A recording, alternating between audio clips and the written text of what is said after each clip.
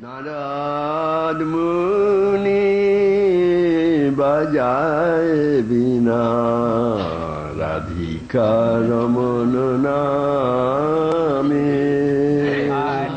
Sadhavo Dinavatsalaha, Well-Wishers of the Fallen, by Srimad Bhaktivedānta Trivikrama Gosvāmī Mahārāja.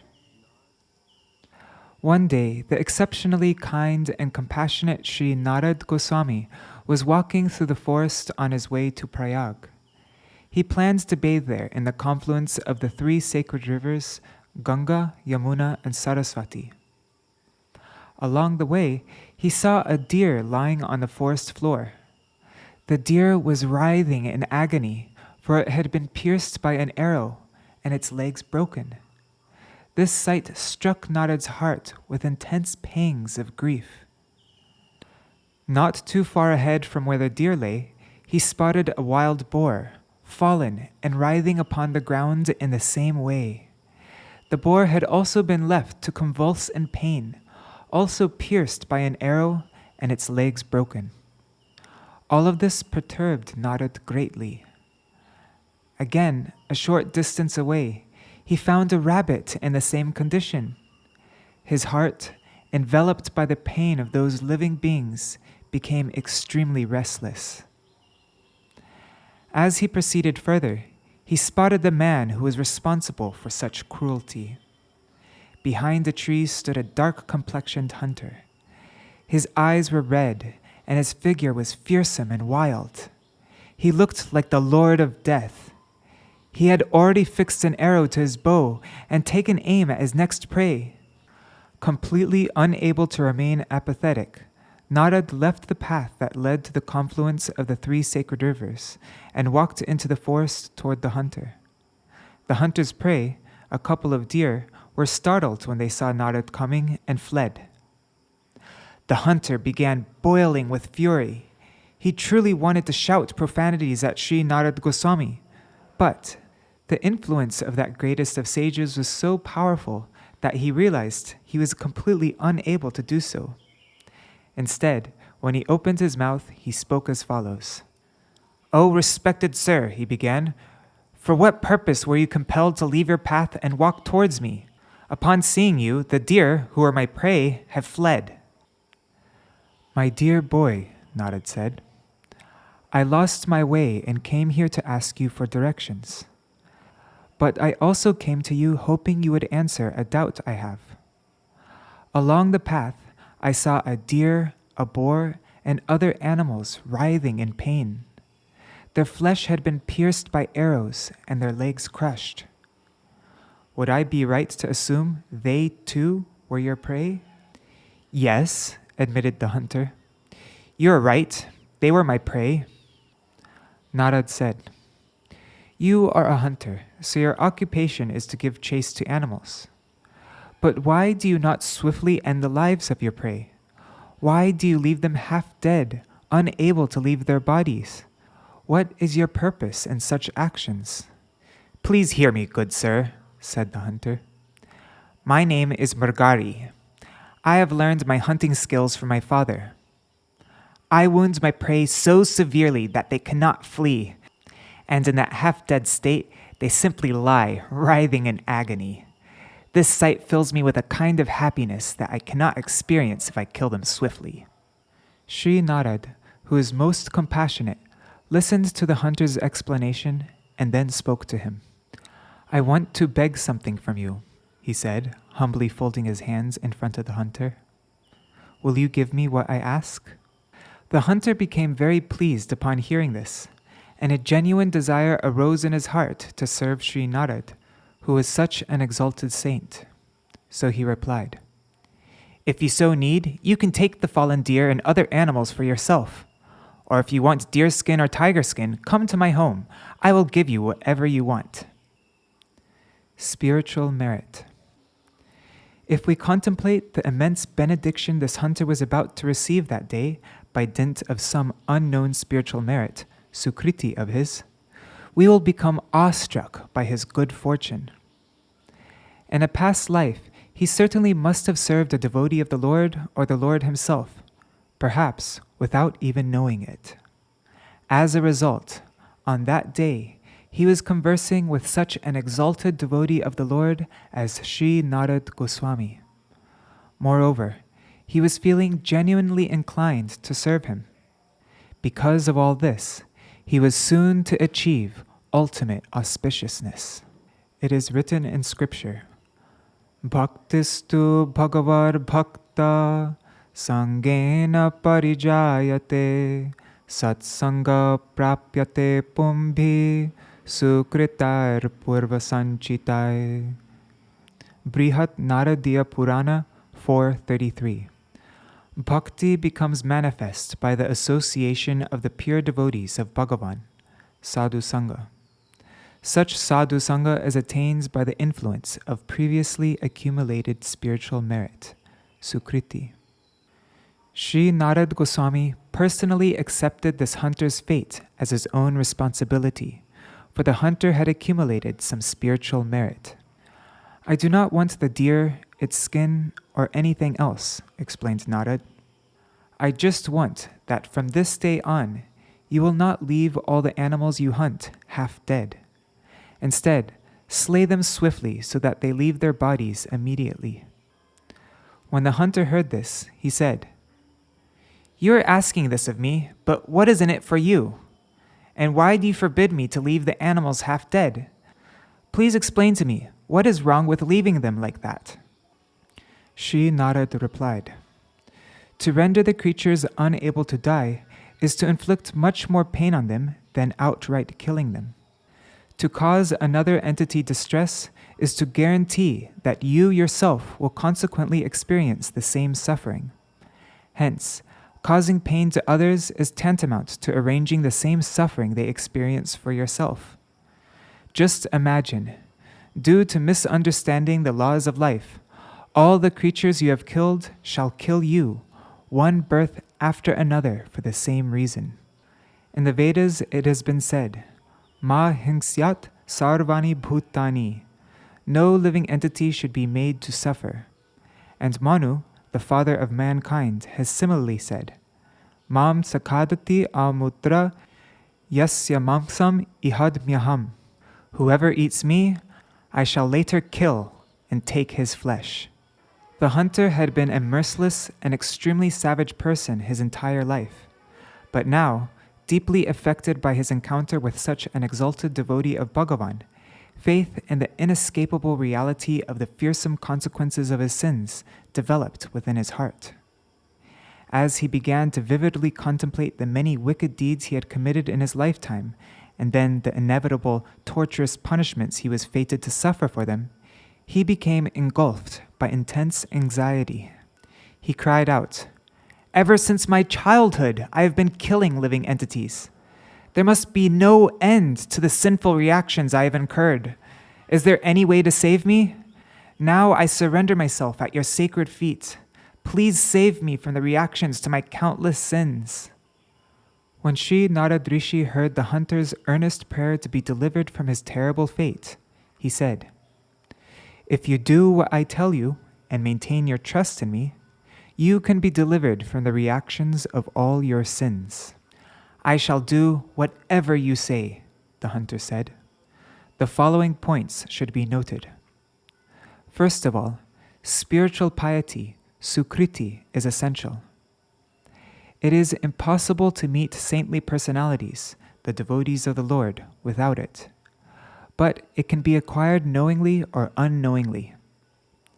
As a result of the hunter's previously acquired spiritual merit, Sri Nārada Ṛṣī came to him.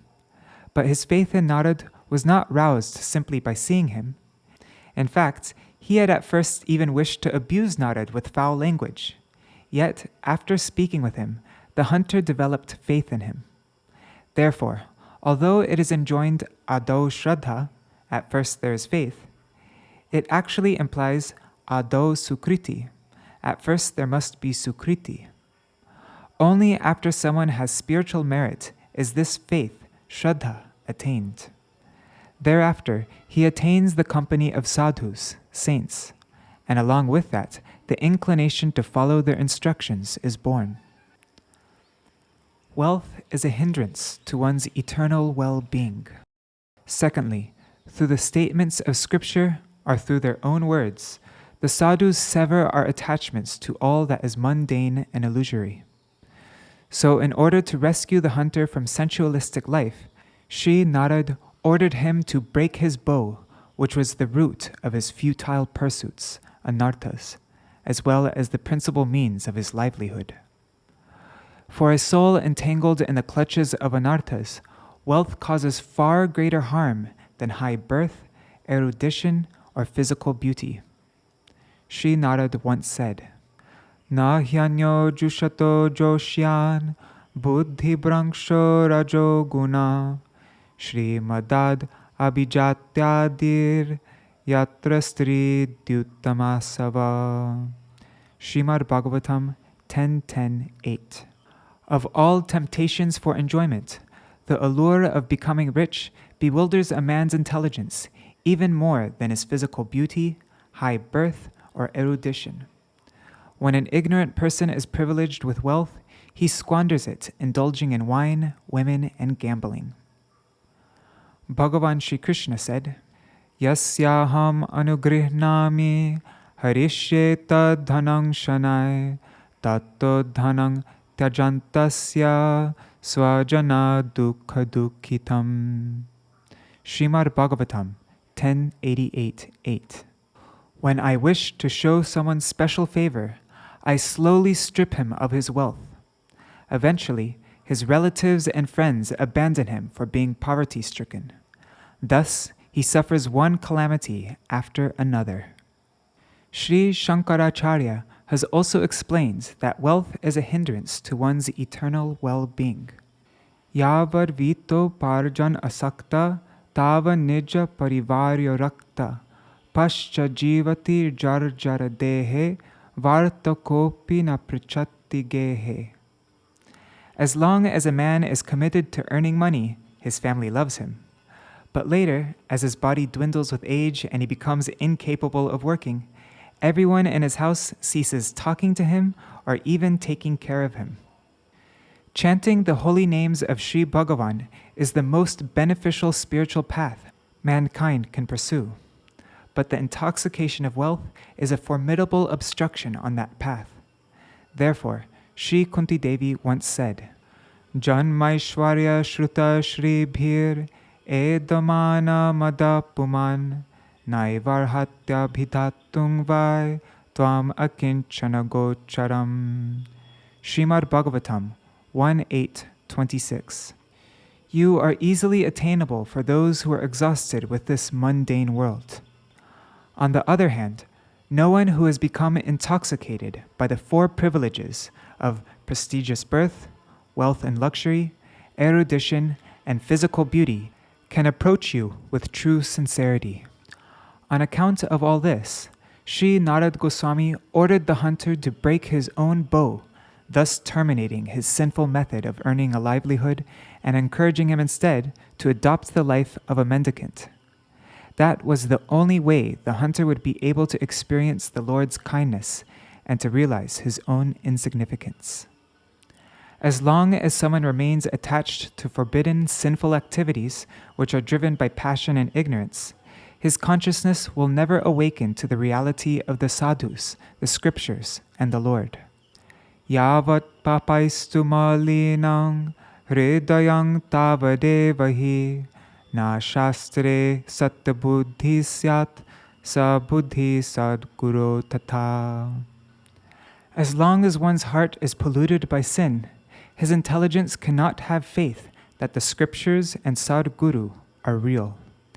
In the matter of attaining one's eternal spiritual well-being, paramartha, poverty is indeed favorable.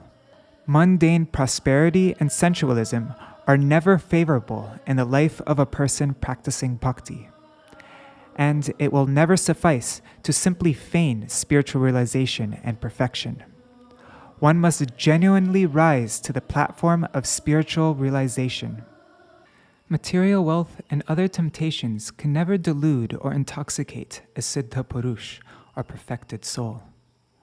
But if one who has not realized perfection attempts to mimic the behavior of a realized personality, it will only result in his own ruination.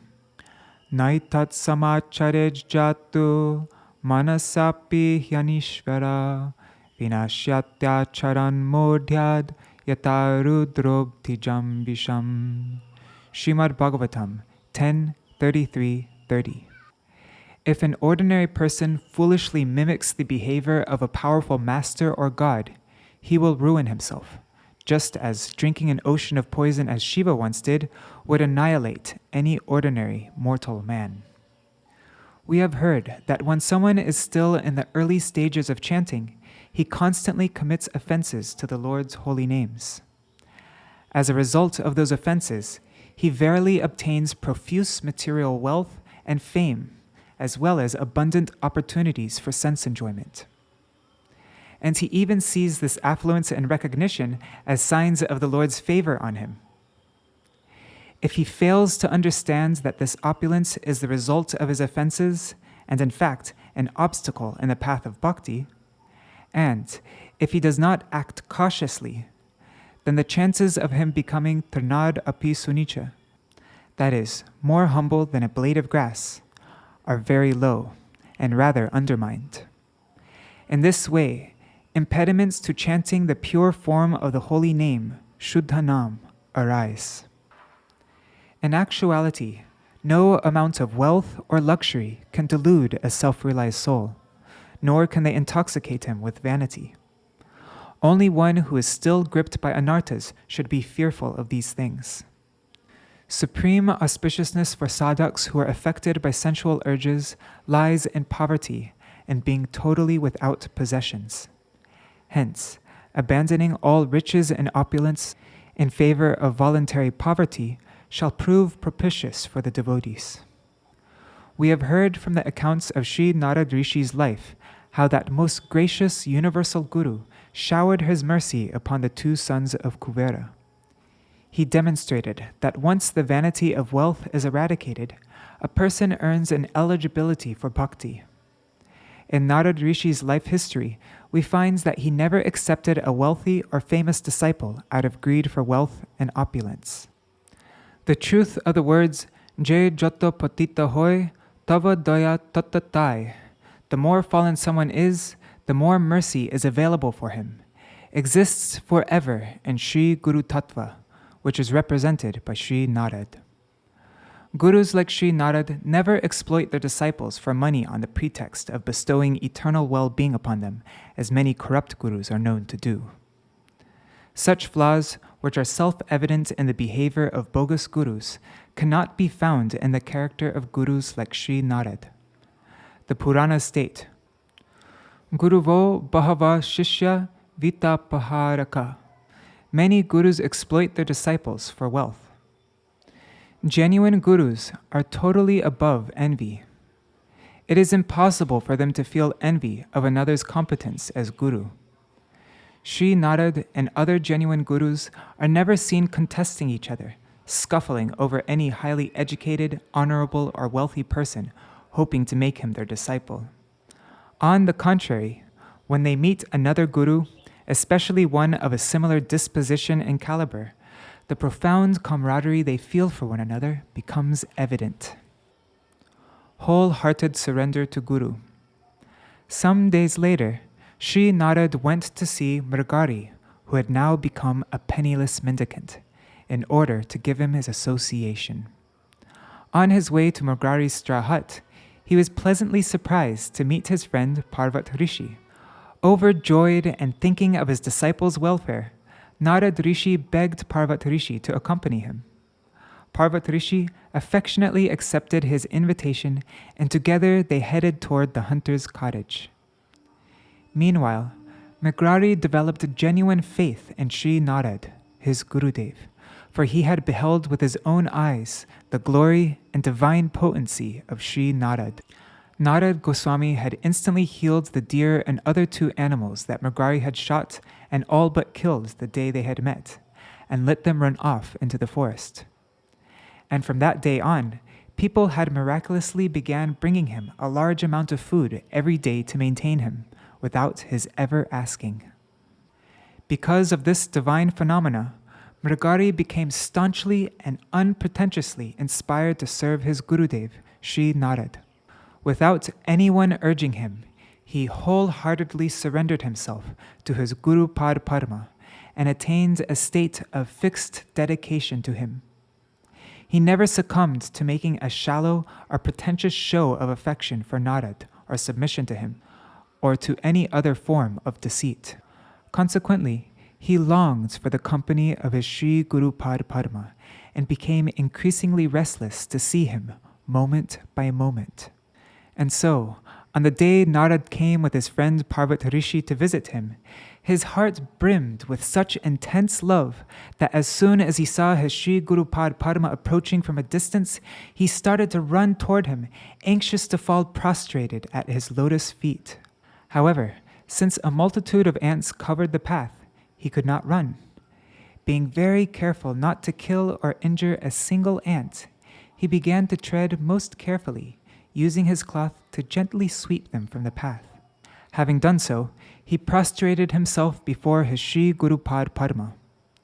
When Sri Nārada saw the extraordinary kindness and non-violence that had appeared in one who had once been such a fearsome and heartless hunter, he said, "Etena hyarbhuta vyadha tava hingsa dayo guna hari bhakto pravrittaye natesyu paratapina."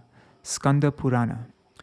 O hunter, it is not at all remarkable that you have developed such good qualities like non-violence, for those who earnestly take up devotion to Sri Hari never wish to inflict pain on others. The meaning of this verse is that once a person attains bhakti for Sri Hari, the desire to kill or hurt anyone, even a tiny ant or an insect, will not remain in his heart. Therefore, those who wish to attain bhakti completely avoid violence, even in the matter of eating and so forth. By the grace of Śrī Guru. Mṛgrāri respectfully seated Sri Nārada Gosvāmī and Parvat Muni on kush grass mats within his courtyard. He washed their feet and drank the water, sprinkling some of it on his head, and then began chanting the names of Krishna with great love. As he chanted and danced in front of his Guru, his body trembled, his hairs stood on end, and he began weeping.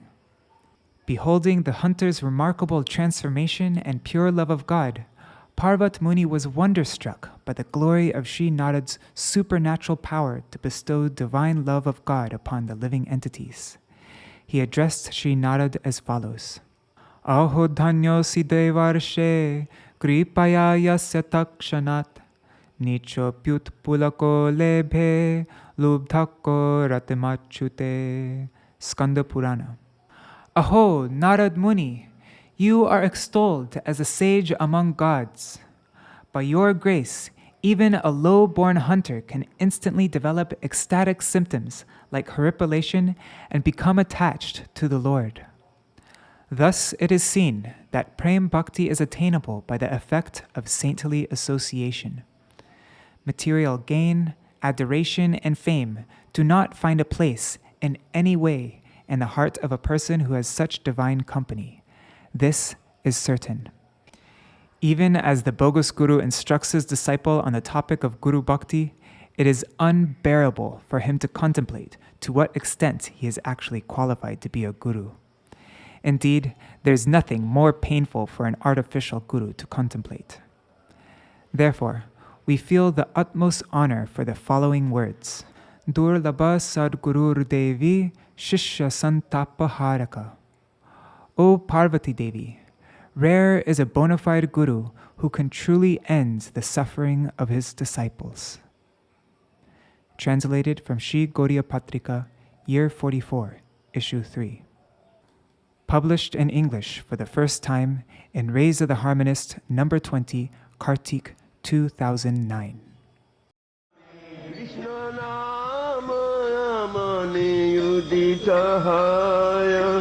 Bhakata Gita Shami Mayamani Uditaya Bhakata Gita Shami